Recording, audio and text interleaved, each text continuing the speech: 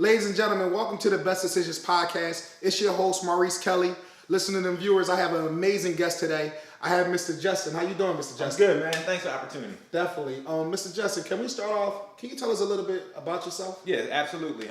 Name's Justin Smith. So I'm actually the owner and operator of an investment company called Jes Capital Investments, and a licensed general contractor. So I service basically Philadelphia in terms of doing renovations, rental properties, things of that nature. Wow. And I'm also a licensed realtor as well. Licensed realtor as well. So you have the realtor license, and you're also a general contractor, and do a little bit of investment on yourself. Exactly. Nice. Yep. Question. What made you start doing something like this? Yeah, man. Honestly, it was funny. I was first exposed to. I got my first, I would say, my taste of entrepreneurship through network marketing. Okay. I read a book called Rich Dad, Poor Dad, which the rich teach their kids that the poor middle class don't. So ever since then, I started thinking, and they talked about something about the EBSI quadrant. E stands for employee, S stands for self-employed, B stands for big business, and the I for investors. And in that book, it talked about how you want to be really on the right side of that quadrant. So ever since then, it started shifting my mind, right? Because I was always taught to go to school, get good grades, graduate, and work till I'm 60, 65 to retire. So, and when I graduated, it's just that wasn't for me. So you went to college? I did go to college. What college did you attend? IUP, Indiana University of Pennsylvania. Okay. Yeah. Nice. I went to Millersville. State College. Okay. So we're neighbors. We're definitely neighbors. I didn't like y'all in football, but we were good. Yeah. So I'm gonna try to shorten the story for you. I know we're limited on time. Is that I was promised a job through a mentor of mine in pharmaceutical sales. So I was going through college. I graduated a little bit late in 2004. So long story short, that it was a layoff. So I didn't get that job. So I actually went probably about 9 months without a job after I got my degree. Yeah, that's what a lot of college students are going through. Yeah. Graduating, not having a job, going back home, and then all of a sudden the student loans and everything start. Yeah, exactly. So it was pretty disappointing that I'm paying student loans, can't get a job, and the first job I got was like commission only, door-to-door sales, selling wireless, like wireless landlines, door-to-door. So fast forward, was in corporate America for probably about 4 years, worked in big Fortune 500 companies in B2B sales. But I always realized it was a glass ceiling. Right? And, I'm going out, I'm making all this money for these companies, and I'm really getting a fraction of the pie. Wow. Right? Yeah. So back to like network marketing, prepaid legal, I did some of those companies like that, which was a good learning experience, a good culture, a good environment. And then I was exposed to real estate, really probably in 2008 through wholesaling. A friend of mine told me about wholesaling. Probably made about $13,000, and I thought I was there. Thought I was there. Thought I was like, man, I made $13,000 a month. I'm the man now. This is my lane. I'm the man. So I was like, feeling myself. Then what happened in like 2008, 2009, the mortgage industry crashed. Wow. So you were there for that? Yeah, I was there. I was there. Yeah, I was around for that. But I wasn't really buying real estate. I was just like, it was wholesaling. So wholesaling is basically you get a property under contract, and then you're charging assignment fee. You're basically a middleman. You can make a lot of money with that. So let's talk about the wholesaling first. Let's go back to that when you first started that. What intrigued you about wholesaling? Because it's like, hey, I gotta find a house and I gotta find a buyer. Yeah. Basically. So what intrigued you about it? Well, I didn't have no money. Right. So with wholesaling, you can get in with a low barrier entry. As long as you have a 49-cent stamp, you can market and hopefully find a deal. So my first mailing campaign, I spent $600, right, and I made $13,000. So off of the $600. Off a $600 investment. That's a great return on investment. Yeah, great ROI, right? So I was just like, man, I thought this was my lane. So I just mail again, and didn't get nothing my second 2 mailings, and then my third mailing I did get 3 properties under contract, and then a lot of my cash buyers weren't, I guess, cash buyers. The mortgage industry had dropped. It had dropped. Yeah. So discouraged me, honestly. It really got discouraged to me. But I did start off wholesaling because it was no money out of my pocket, right? Okay. So then I went back, focused on corporate America. Okay. Then I opened up another company called Frugal Deal. Frugal Deal, basically like you ever hear of Groupon? Yes, Groupon. Yes. Yeah. My wife loves Groupon. So I launched this company again. This is my entrepreneur spirit because I was always trying to. If I look back now, I was always trying to escape corporate America. Yes. Right. So I was always trying different ventures. Different things, yeah. Right. So if I talk too fast, let me know. No, you're good. You're good. I think the viewers gonna love everything you're saying. So with Frugal Deal is a weekly daily deal website. Okay. And the funny thing about it, Groupon tried to recruit me. They did. Yeah, they tried to recruit me to be their sales rep when they first started back in probably like 2006. I think I launched this company back in 2006, right? It might have been 2008. Might have been. I'm sorry, no, 2010. Again, the time frame. About 2010, I launched this company, right? So again, I thought it was my ticket. Raise capital. I opened up markets in New York, Florida, Philadelphia. Wow, you scaled pretty fast. Yeah. I went out to Africa to do Lagos, Nigeria to I'm do from a presentation. Lagos. Actually, my father's from Lagos, Nigeria. So I thought this was my ticket. Okay. I'm getting international people want me to open up a market there. Like I'm feeling myself, right? Yes. Had a launch party in New York. Remember this day? Launch party in New York. Okay. The website crashed. The website crashed. Too many people on the website at one time. Yes. And the thing with PayPal, because my back-end payment gateway was PayPal. And with PayPal, you're limited to, I didn't know this back then, right? You're limited to how many transactions you can do. Like you need, I didn't know that. Like you can't, I didn't know that. Crazy, yeah. So you needed a certain gateway. So at that point, I had a launch party, I had a Florida market, Philly. I was getting a lot of traffic and a lot of orders. So they shut it down. Mm-hmm. So I was on the hook with a lot of money to other people because they paid for the deal. It's not their fault. Yes. And I had to hold my head high. I had a launch party going on. Mm-hmm. It was just a nightmare, man. Wow. So to make it through that, to show like even at the launch party, I got all these different things that's going on. Yeah, I had to hold my head high, man. Sounds like an entrepreneur. Yeah. So I lost a lot of money with that, man, and that was it was a learning experience. I ruined some friendships, some good friends that trusted and invested in me. Yes. I think they lost some money there. Mm-hmm. So it was just a bad taste, man. And honestly, I was depressed probably for about 9 months, like depressed. Yeah. Because I'm promoting. And everything. I'm up here, then boom, everything crashed. Lost a lot of money. Okay. Right? A lot of money and time. So I was hit with a crossroad. Okay. I was hit with a crossroad. Either go back to corporate America. At this point, I had left my job. Mm-hmm. When I had this Groupon business, I left my job. Yeah. Actually, got fired. I got fired, but I was okay with getting fired because you were already jumping out. Exactly. So I got fired. Mm-hmm. So I was like, man, do I either go back to corporate America, or do I try this real estate thing again? Mm-hmm. So I called up a mentor of mine named Mr. Ron, who I knew he was a real estate investor, an active real estate investor. Okay. So called him up and said, hey, I want to invest. I'm serious. Mm-hmm. He took me for a ride out to West Philadelphia. West Philly, okay. Yeah. To see some properties. And I pulled the trigger. I was ready to go. Found a property, called up a friend of mine named Earl, partner, because again, I didn't have the money. We went 50-50. Okay. Found this property for $22,000.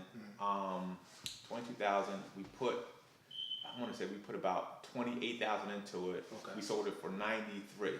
So long story short, we made, after expenses and everything, we each made about $17,000 a piece. Okay. The rest is history. Mm-hmm. Just reinvested and started. Oh man, yeah. So from there, that was we sold that property I think in December 2013. Okay. And that was a learning experience. That's why I opened up my construction company. That's a whole other story. I can talk to you more about that. But we sold that property. Then we ended up going our separate ways. He got his construction company. Opened up my construction company in 2014. I got my first rental property in 2014, which was a duplex. Okay. And from there, I've just been building. So let's go back, right? When everything went wrong with Frugal. Yeah. What lesson did you take from that experience? And then when you got into real estate, said, okay, I'm never going to make that mistake again. Yeah. What experience, right? To do my research and have the right team around me. So with Frugal, I was not really the expert, right? And I was completely dependent upon, international programmers. I didn't know nothing about code or anything. Okay. So in hindsight, I probably should have had somebody local be my web developer. Okay. That was one, right? I also should have did more research. Okay. Right? Mm-hmm. So I jumped out the gun and I didn't really do my due diligence. Yeah. I should have knew about the gateways. I should have knew about the email platforms so people get the emails that I'm sending out. Gotcha. So it's a research. So with my real estate business, I definitely circle myself around the right people. Yeah. Right? And then also you had to do the proper research because you're dealing with big numbers in real estate. Definitely. So if you're not doing the right research, you can lose a lot of money. So how do you start that research? Like if I'm a person that's just getting in or want to get in, how do I start that research? Yeah. So if you're a new person, I would totally advise you to identify a active person who's doing real estate. Okay. And see if they can be your mentor. Okay. Right. And I say active because not everybody who's talking about real estate is doing real estate. Okay, so you have to be able to separate the people that are real versus the people that are fake. Okay. So what made you also, from right there, it seemed like you started off as an investor. What made you also go get your real estate license to become a realtor as well? Like normally an investor just stays in that lane and don't do the real estate agent thing. What made you also do that? Well, I see being a realtor just helped me from a retail standpoint, right? Because I was always thought just because I'm an investor or I'm a wholesaling properties that I can't be a realtor because it was because we be frowned upon. But that's not true. As long as you have full disclosure, full disclosure to the sellers is perfectly legal and fair in the state of PA, right? So that just really helped me from a retail standpoint because let's say that seller is not willing to sell me a property for 50 cents on the dollar. They want to list it and try to get maximum value. That's when I really put on my realtor hat and talk to them about it. Yeah, exactly. That's amazing. So you got both sides. That's you can get it from All right. It's multiple streams of income in real estate. There you go. So let's go. So we transitioning from there. Now you're investing. Now you started your own construction company. Tell us about the construction company and what made you bring that about. No problem. I'm glad you asked that question. So my first deal, my first flip that I did in 2013, I was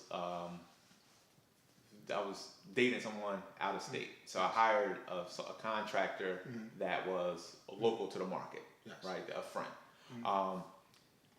But knowing what I know now, I probably paid too much for that renovation. The timeline, it took something that should have probably been done in 4 weeks. It took them 3 months. So, and I seen when I used to stop by on the weekends, I used to see what he was doing. He was just really managing people.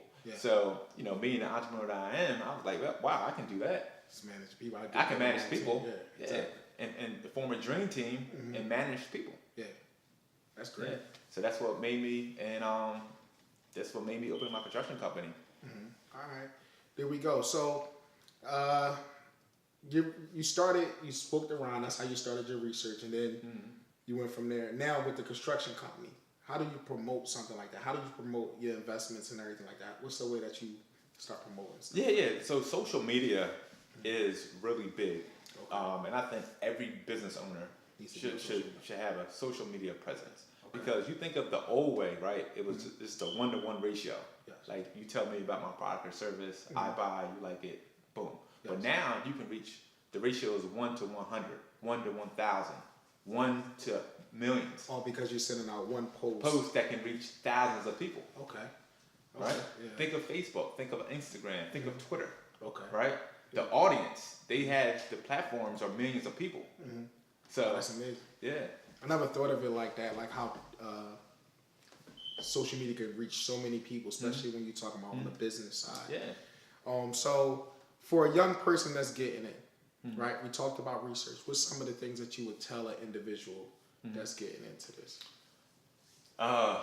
Man, don't have fear. Don't let fear paralyze you. Okay. Right?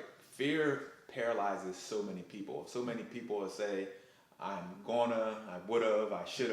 Okay. And they keep saying that for 2 years, 3 years go by, 5 years, 10 years go by, and they never act. Never act on it. You gotta act. Okay. So you cannot let fear paralyze you, because if fear paralyzes you in whatever you want to do, whether you want to do real estate, whether you want to open up a barbershop, whatever you want to do in life, right? Okay. You have to overcome that fear. You just gotta do.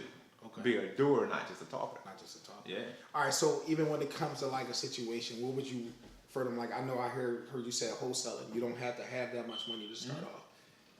Would that be a recommendation for them to start off with wholesaling versus, hey, how am I going to get the money to be able to? What's some avenues they probably can take to be able to get into real estate if they wanted to invest or something? Yeah. Like that? So if you were totally new, again, I would find an active mentor, right, and then find out. Really do self-reflection of your life, okay? Because if someone didn't have any money, I would probably recommend wholesaling. Or you can become knowledgeable in real estate, or you could raise capital, which is called private, family or friends or private money, right? There's also lenders like hard money lenders that a person could use to acquire real estate. But some hard money lenders do require you to have some type of experience, or be partnered with somebody. Starting off, partnership is not a bad thing, right? Because now you're hedging your risk. So that's how I first started. I got partnered with somebody. Exactly. Yeah. All right. So tell us. You got Jes Capital. You have your investments that you're doing and everything, and you started off with the wholesaler.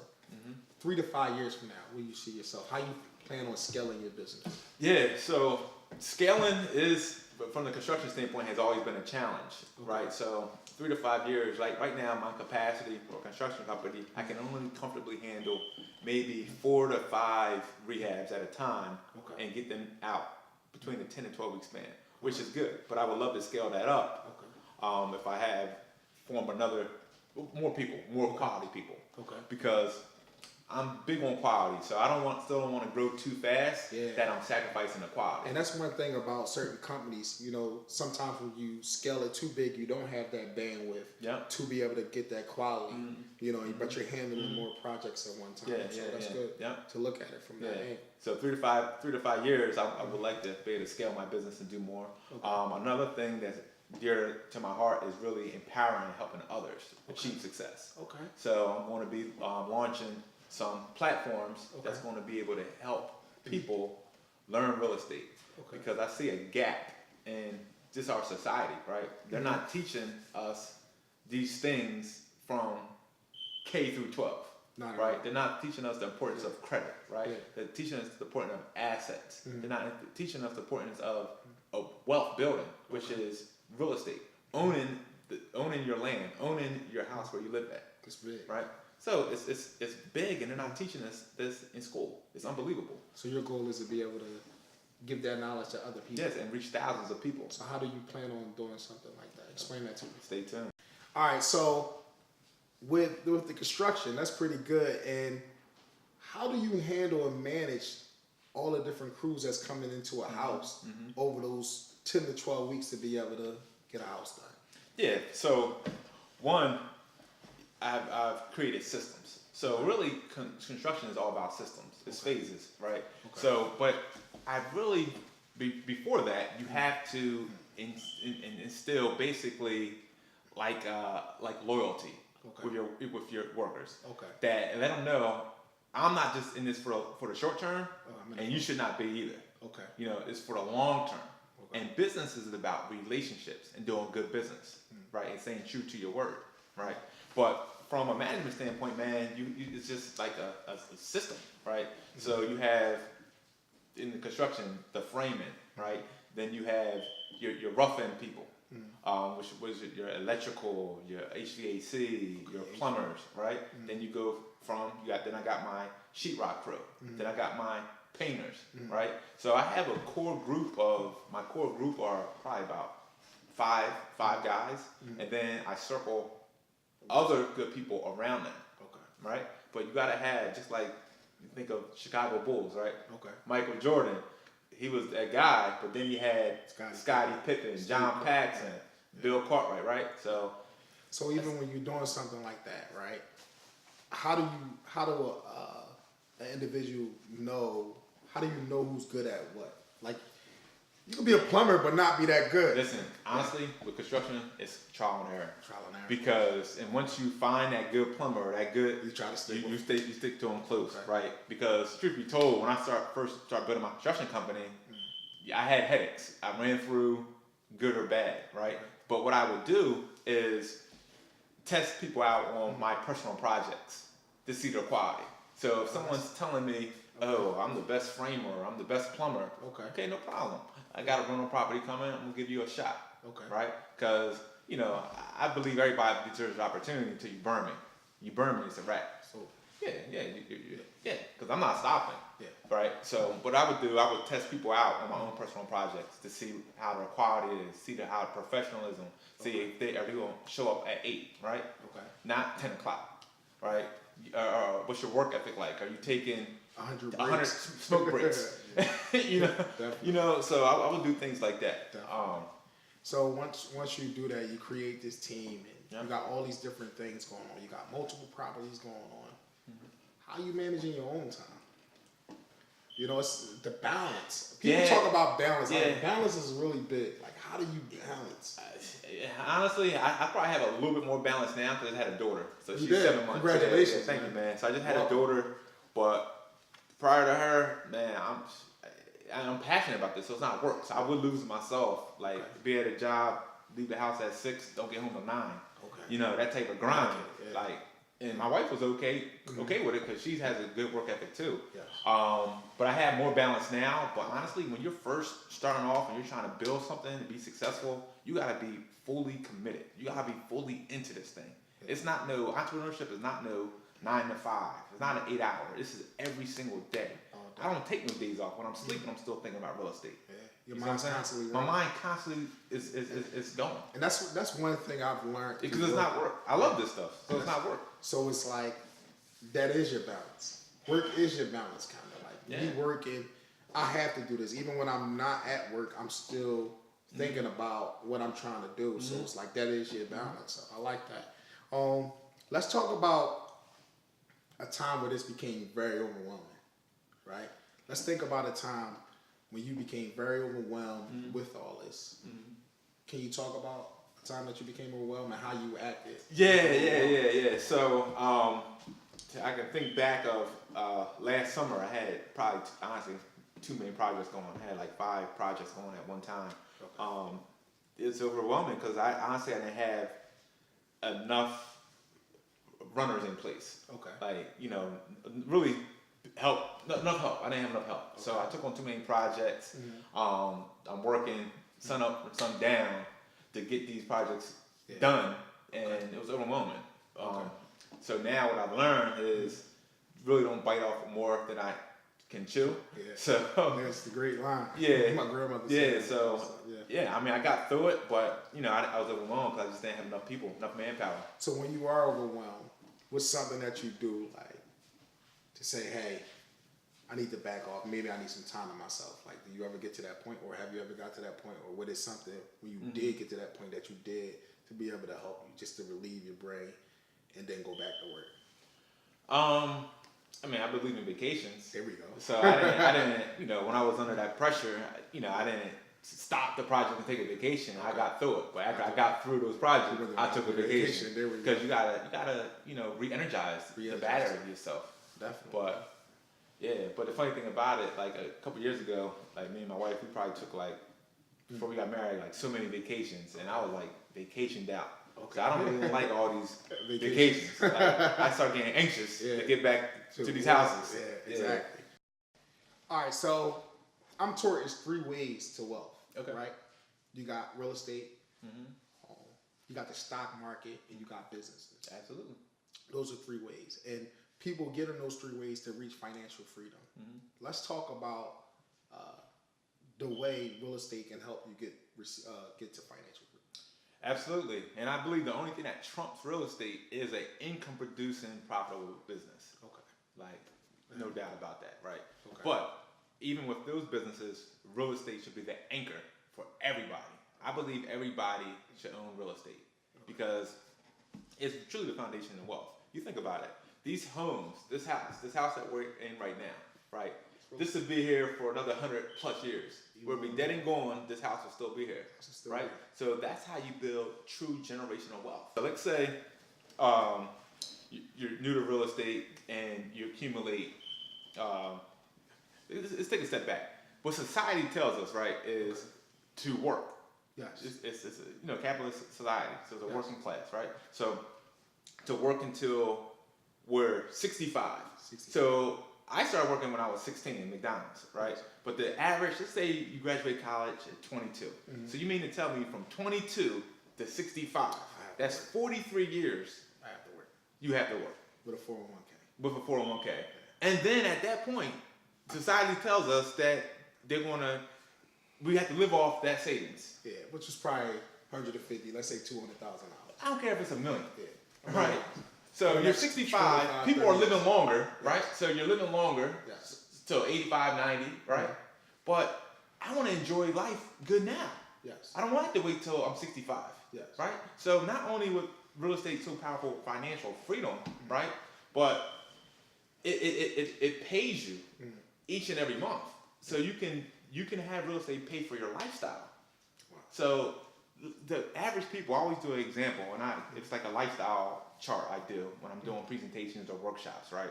And I ask people, what type of money would you need to afford your lifestyle? What's your financial freedom number? There you go. I'm going to use that financial freedom number. Yeah. Most people say 5,000 to 7,000. Yes. Okay. It don't take 43 years to accumulate 5,000 to 7,000. How many properties do you need to be? There you go. Yes. And then after that, the rest is gravy. And I'm not saying I don't teach that you have to be a 100% entrepreneur and grain. You can still work, but if I guarantee you have an extra $5,000-$10,000 coming a month on top of your job, it's going to alleviate a lot of stress in your household. Let me run this back for our viewers and listeners.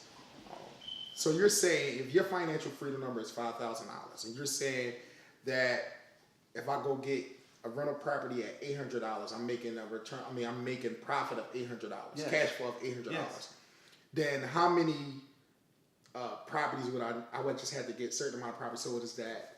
Using that example, six properties. Yeah, about 6 properties. 6 properties. $4,800. $4,800, and then I'm reaching financial freedom. But it also depends on your lifestyle. Depends on your lifestyle. If you want to live like Puff Daddy or you gotta go a little bit more. Or Beyonce, you need a lot more properties, right? Yeah. But if you're the average Joe, And also too, let's explain this. It's not even just the properties; it's also the units on the door. So, for example, if you get a duplex or you get a triplex, that's 3 units. Mm-hmm. So that person could be receiving income from those 3 different properties, and that property might be making $2,400 at that moment. There you go. $800 a door or something. Exactly, yeah. And I focus on cash flow. So I always tell people, focus on that number. That number is 5,000, 8,000. Yes. Focus on that number because each unit might not necessarily always be profitable. Exactly. Each property may not always be profitable. So you need to focus on the cash flow. And once you satisfy, get that number, it's gravy. Yeah. Imagine living a life you don't have to touch your paycheck. Don't even have to touch it. Wow. That's and I guarantee you, it don't take them 43 years to do it. Oh, I guarantee you. I mean, I definitely believe you, especially from the working standpoint. You look at it, the way society is going. Let's say you did save up to $200,000. So at $200,000 and I'm 65 and I'm going for the next 30 years, 30 divided into 200,000, we're talking about my average yearly incomes breaks down to, I don't even know the number, but it's a small number.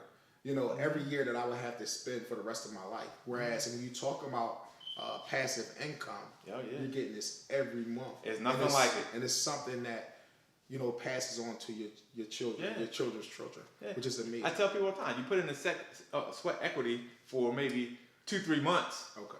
then it's on autopilot. It's on autopilot after that. Wow. I love it.